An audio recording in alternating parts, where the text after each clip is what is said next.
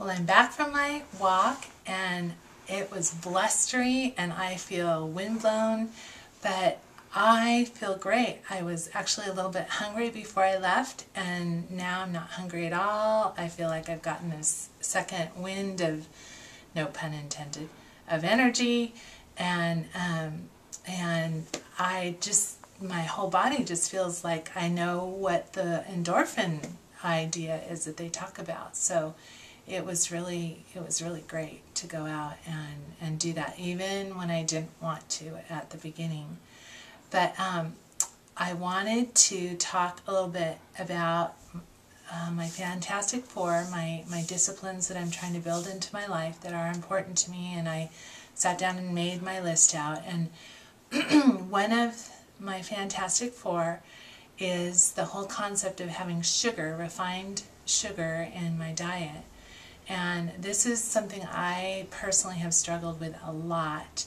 I've come to believe that there really is a genetic or a heredity, that people are prone towards certain addictions. And we know this from alcohol. There's a very strong evidence that alcoholics have a heredity, a history that shows that. And interestingly, the alcohol molecule, the chemical molecule, is very, very close, similar to the molecule of sugar, refined sugar. So it's just actually a few bonds off, but they're very, very similar, which has been a marvel. I've really thought a lot about why I struggle so much with a sweet tooth and seemingly a sugar addiction. If I try to keep it to just one small little portion, it always snowballs, always gets bigger. I always end up, eventually with just a lot of refined sugar in my diet.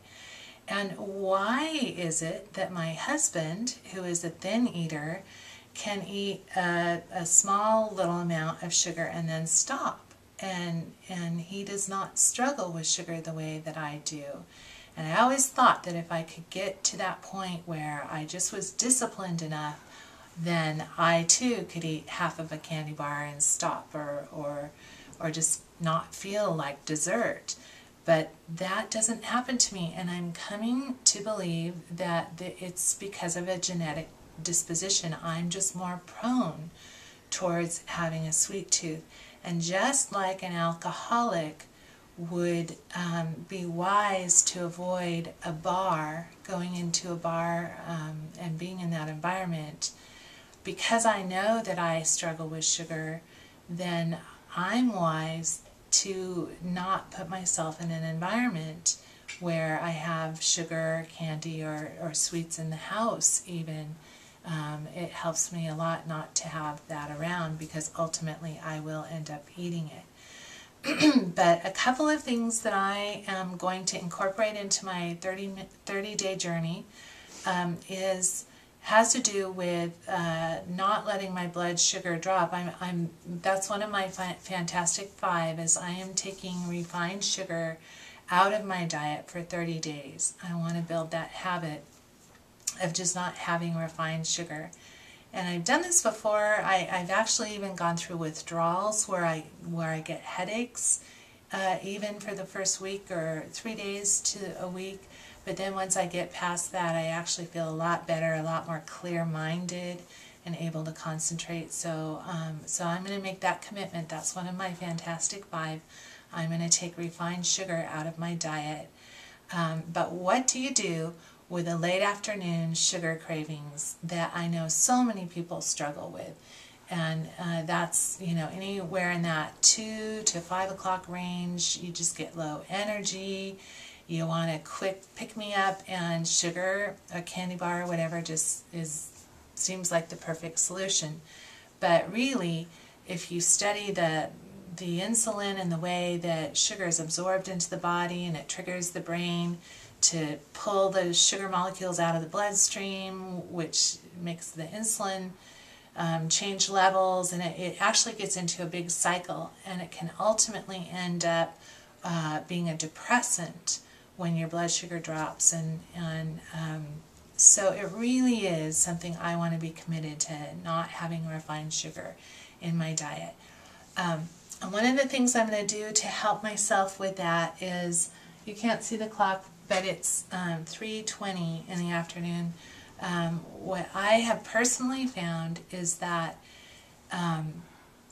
usually if I can have 4 ounces of juice sometime before 2 o'clock, there's kind of a component of studying your danger zones, your time periods of the day.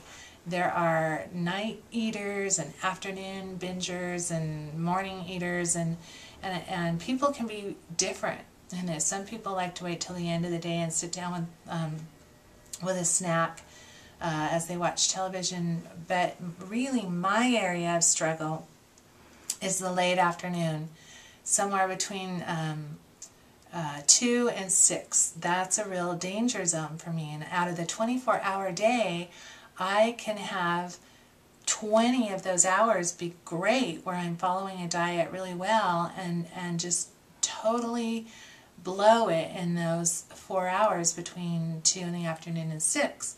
So since I know that's my own personal area, I'm going to fight those sugar cravings with a little glass of juice. And I sometimes do the Monavie juice, which is the acai berry. That actually helps me with migraine headaches.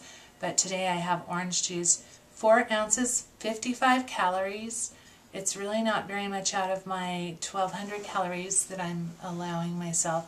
And if I can drink this by 2 o'clock, because normally by 2:30 is when my cravings start to take place, then it seems to ward it off. And I think it's just helped my blood sugar come up a little bit, so I'm not hypoglycemic. So anyway, that's just a little trick that has really helped me, and I'm going to put it into my 30 days. The other thing is, if I really, really, really feel like I have to have something sugary, I have found there's so many protein bars out there on the market. This one just happens to be my personal favorite. And the great thing about this is it's 0 grams of sugar, 20 grams of protein, it's gluten-free. So this one works really well for me if I have to have sugar or have to feel like I really can't stand it without having a dessert of some kind. This is 0 grams of sugar, so I'm not starting that whole insulin cycle and low blood sugar, high blood sugar flooding, where it can just wreak havoc with my being able to really hear what my body is calling for food. If I can keep my sugar levels even keeled, then I really think that will help me as far as not having cravings. So those are just a couple of things that I found that have really helped in the past, and I'm going to put them into my little plan, and I'm excited. I'm just coming up with all the things over the years that have worked, and getting rid of the things that haven't worked. And the cool thing about this is that we can custom tailor our journey to fit what we have found to be helpful. So anyway, that's it for now. Thanks.